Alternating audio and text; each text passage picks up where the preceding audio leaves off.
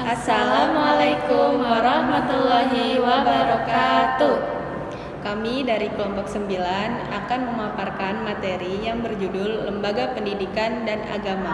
Perkenalkan, saya Alivia Rustina Priani. Dan saya Sherin Claudia Windukan. Pembahasan mengenai lembaga pendidikan akan dijelaskan oleh saudari Alivia. Baik, di sini saya akan menjelaskan mengenai lembaga pendidikan. Yang pertama, apakah pendidikan itu? Pendidikan adalah sarana pusat di mana masyarakat mentransmisikan pengetahuan, nilai-nilai, dan harapan kepada para anggotanya. Tujuan umum dari pendidikan adalah untuk memberikan pemahaman tentang fungsi sosial yang efektif. Pendidikan dapat berupa formal ataupun informal. Benar adanya bahwa lembaga-lembaga pendidikan dapat menjadi sumber penumbuhan ketidaksetaraan. Orang-orang dengan pencapaian pendidikan yang lebih tinggi juga memiliki pendapatan yang lebih tinggi pula. Selanjutnya, kita akan membahas mengenai kurikulum tersembunyi. Kurikulum tersembunyi disebut sebagai memperkuat ketidaksamaan sosial dengan mendidik siswa dalam berbagai persoalan dan perilaku menurut kelas dan status sosial mereka. Konsep kurikulum tersembunyi terekspresikan dalam gagasan bahwa sekolah melakukan lebih dari sekedar menyebarkan pengetahuan. Kurikulum tersembunyi atau hidden curriculum memiliki beberapa fungsi, yaitu yang pertama, memberikan pengalaman mendalam tentang kepribadian, norma, nilai, keyakinan yang tidak dijelaskan secara menyeluruh dalam kurikulum formal. Yang kedua, memberikan kecakapan, keterampilan yang sangat bermanfaat. Hal ini dapat mempersiapkan murid untuk siap terjun di masyarakat. Lalu, saya akan membahas mengenai studi klasik pendidikan. Ada 3 perspektif teori klasik yang pada perkembangannya menjadi dasar teori persekolahan. Karena melihat sekolah menjadi institusi yang tidak dapat dipisahkan dari masyarakat yang menjadi pure wilayah kajian sosiologi. Yang pertama, teori interaksionis simbolis. Teori interaksionis simbolis menganalisis masyarakat berdasarkan makna subjektif yang diciptakan individu sebagai basis perilaku dan tindakan sosialnya. Individu diasumsikan bertindak lebih berdasarkan apa yang diyakininya, bukan berdasarkan pada apa yang secara objektif benar. Sebagai contoh, tindakan orang yang merokok. Ilmu medis menyatakan bahwa merokok berakibat buruk bagi organ tubuh.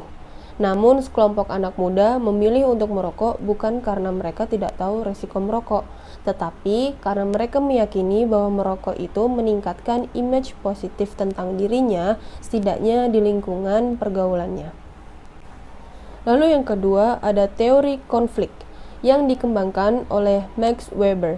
Teori konflik adalah sebuah teori yang memandang bahwa perubahan sosial tidak terjadi melalui proses penyesuaian nilai-nilai yang membawa perubahan, tetapi terjadi akibat adanya konflik yang menghasilkan kompromi-kompromi yang berbeda dengan kondisi semula. Menurut teori konflik, relasi-relasi yang terjadi di sekolah adalah usaha-usaha untuk memperoleh posisi yang dominan dalam masyarakat. Contohnya, kelas anak yang pintar dipisahkan dengan kelas anak yang kurang pintar. Siswa yang pandai berhitung dipisahkan dengan siswa yang tidak pandai berhitung. Hal ini menunjukkan bahwa di sekolah tidak ditemukan situasi yang nyaman untuk belajar. Yang terjadi adalah melanggengkan konflik, ada diskriminasi, dan perlakuan yang tidak adil. Lalu yang terakhir, teori struktural fungsional yang dipelopori oleh Emil Durkheim. Teori struktural fungsional bertujuan untuk mencapai keteraturan sosial. Dalam dunia persekolahan, teori struktural fungsional memandang sekolah sebagai arena mewujudkan keteraturan sosial. Di sekolah ada guru, ada siswa, dan ada interaksi yang melibatkan guru dan siswa. Apabila ada salah satu yang tidak berfungsi secara maksimal, maka kualitas pembelajaran tidak akan maksimal. Melalui teori struktural fungsional, sekolah mempunyai peran yang signifikan dalam pembentukan masyarakat menjadi cerdas, berbudaya, memelihara keteraturan, serta mewujudkan pembangunan. Selanjutnya, saya akan menjelaskan mengenai krisis pendidikan di Indonesia. Berbicara tentang pendidikan di Indonesia, tidak akan lepas dari pemikiran tentang krisis pendidikan yang disebabkan oleh krisis ekonomi global yang terjadi. Biaya pendidikan yang semakin melambung tinggi membuat banyak sekali anak-anak mengalami putus sekolah dan bekerja untuk membantu orang tua. Kompas mencatat, sekitar 1,5 juta siswa di Jawa Barat putus sekolah karena masalah biaya dan terbatasnya sarana pendidikan. Sementara di Nusa Tenggara Timur, tercatat ada sekitar 40.000 siswa tidak melanjutkan sekolah karena masalah biaya. Tanggung jawab untuk mencari solusi krisis pendidikan ini bukan hanya ada di pemerintah. Kita sebagai anak bangsa juga harus memberikan kontribusi untuk anak-anak Indonesia. Salah satu upaya pemerintah adalah menaikkan subsidi pendidikan.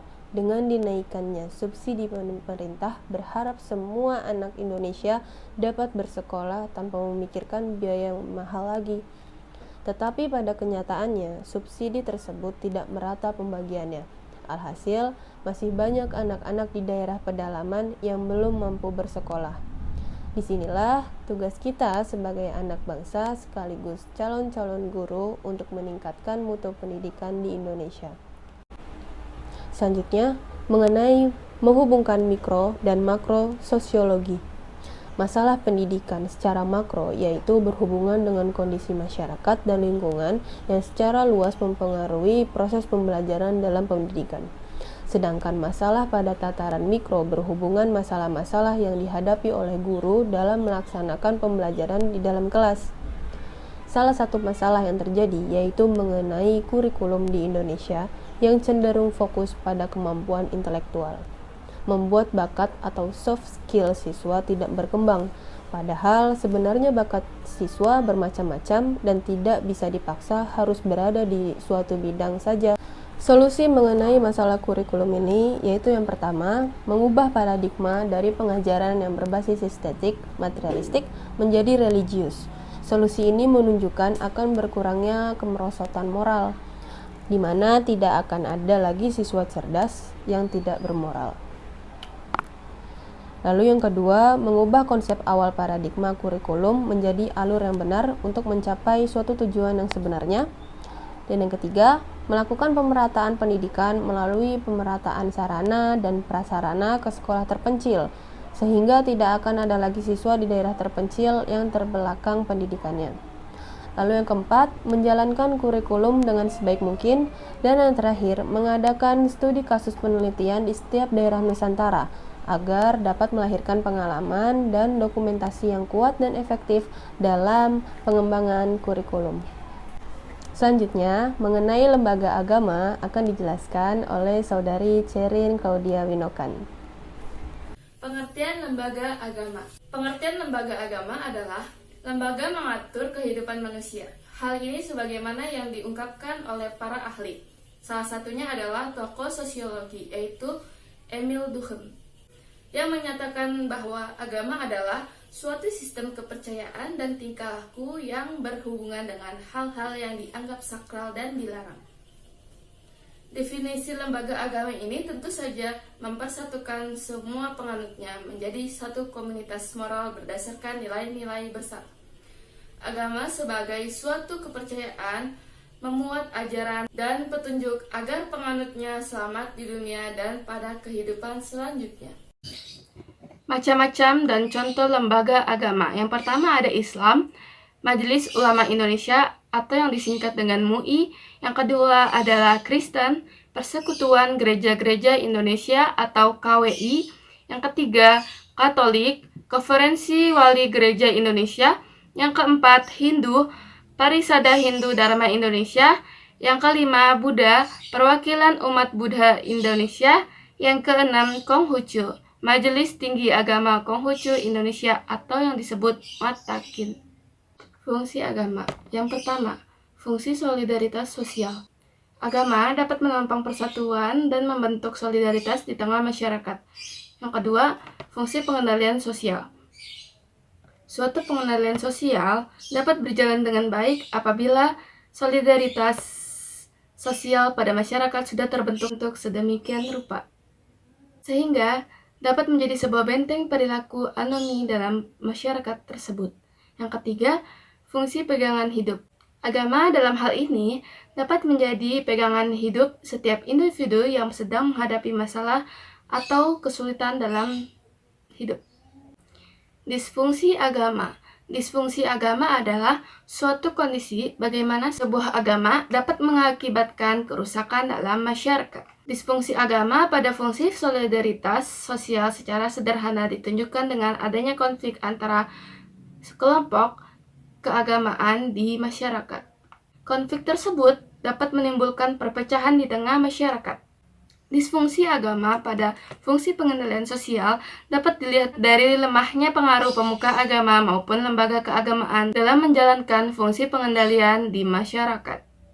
Disfungsi agama pada pegangan hidup, setidaknya terdapat 3 bentuk disfungsi yang terjadi jika dikaitkan dengan fungsi pegangan hidup, yaitu munculnya sekularisasi, munculnya sikap ketidakadilan, serta munculnya hambatan penyesuaian terhadap perubahan yang diakibatkan adanya sekularisasi norma agama dalam masyarakat. Fundamentalisme. Fundamentalisme adalah sebuah gerakan dalam sebuah aliran, paham, atau agama yang berupaya untuk kembali kepada apa yang diyakini sebagai dasar-dasar atau asas-asas. Pendekatan fundamentalisme untuk ketiga agama-agama besar yaitu Kristen fundamentalisme, Yudaisme ortodoks, dan fundamentalisme Islam. Mendapatkan polaritas dalam menanggapi perubahan yang kompleks sosial tahun 1960-an dan 1970-an di seluruh dunia karena fundamentalis menyediakan individu untuk kembali ke tradisi dan sederhana dan ideologi yang berkembang di zaman modern. Misalnya, Kristen fundamentalis yang pusat pada interpretasi Alkitab dan menganjurkan kembali ke prinsip-prinsip dasar Kristen, bahwa pendekatan Kristen modern, korup, dan tidak autentik. Yudaisme ortodoks mempromosikan pembacaan literal dari Taurat dan saluran spiritual dan hukum Yahudi lainnya. Dan fundamentalis Islam, sejajar fundamentalisme Yahudi dan Kristen dalam hal itu juga mendukung interpretasi ketat, literal, dan tradisional Al-Quran sebagai sebuah teks suci. Masyarakat sekuler. Sekularisme lahir antara abad 18 dan 19 pada zaman pencerahan di kawasan Eropa Barat. Permulaan munculnya paham ini diakibatkan oleh pengalaman buruk negara-negara Eropa Barat terhadap peran agama dalam pemerintahan maupun kehidupan masyarakat. Maka masyarakat menjadi bebas dari kungkungan dogma-dogma agama yang waktu itu sangatlah mendominasi. Masyarakat sekuler adalah di mana setiap orang di satu negara memiliki kebebasan memilih agama mereka dan mereka memiliki kemampuan untuk hidup bersama dengan warga negara lainnya yang memiliki agama perbedaan pada gesekan sosial yang substansial. Contohnya, pelanggaran penggunaan jilbab pada sektor kerja swasta, pergaulan bebas yang sudah dianggap lazim di kalangan pergaulan remaja, undang-undang yang tidak memihak pada agama. Negara memperbolehkan pernikahan berbeda agama, tidak mencampur adukan masalah perdagangan dengan urusan agama. Agama menghubungkan mikro dan makro sosiologi. Agama adalah sumber konflik dan kesalahpahaman, tetapi juga mata air kenyamanan dan makna bagi banyak orang. Agama seperti lembaga sosial lainnya yang membantu kita melihat hubungan antara struktur sosial tingkat makro dan tingkat mikro. Pengalaman sehari-hari, keyakinan agama praktik dan prasangka secara global dapat membentuk kehidupan politik nasional dengan cara-cara yang diamati dan teruji.